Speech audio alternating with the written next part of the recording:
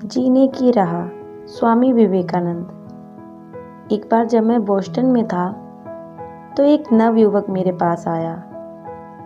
मेरे हाथ पर उसने एक कागज का टुकड़ा रख दिया।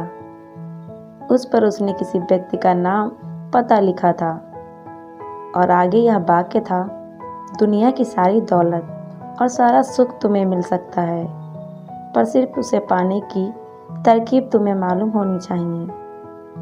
अगर तुम मेरे पास आओ तो मैं तुम्हें वह तरकीब सिखा दूंगा। फीस सिर्फ $5। चिट्ठी देकर उसने मुझसे पूछा, आपकी क्या राय है? मैंने उत्तर दिया, कम से कम इसे छपवाने के लिए कुछ पैसे तो कमा लो। तुमने तो यह हाथ से लिखा है।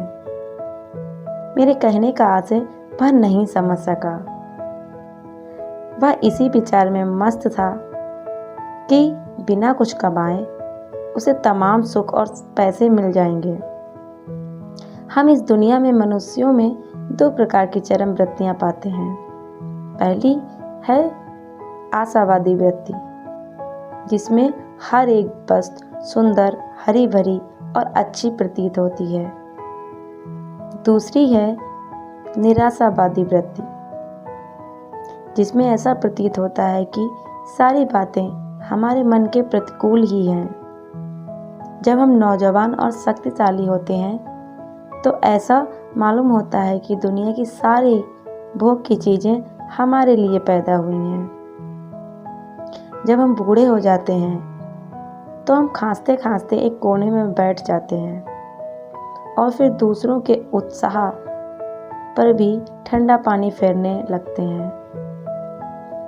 कम मनुष्यों को इनका ज्ञान है कि दुख के साथ सुख और सुख के साथ दुख लगा हुआ है।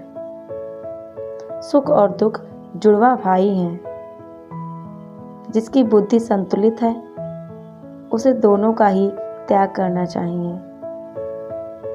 ज्ञानी पुरुष जानता है कि विषय भोग निस्वार है और सुख दुख का कोई अंत नहीं है।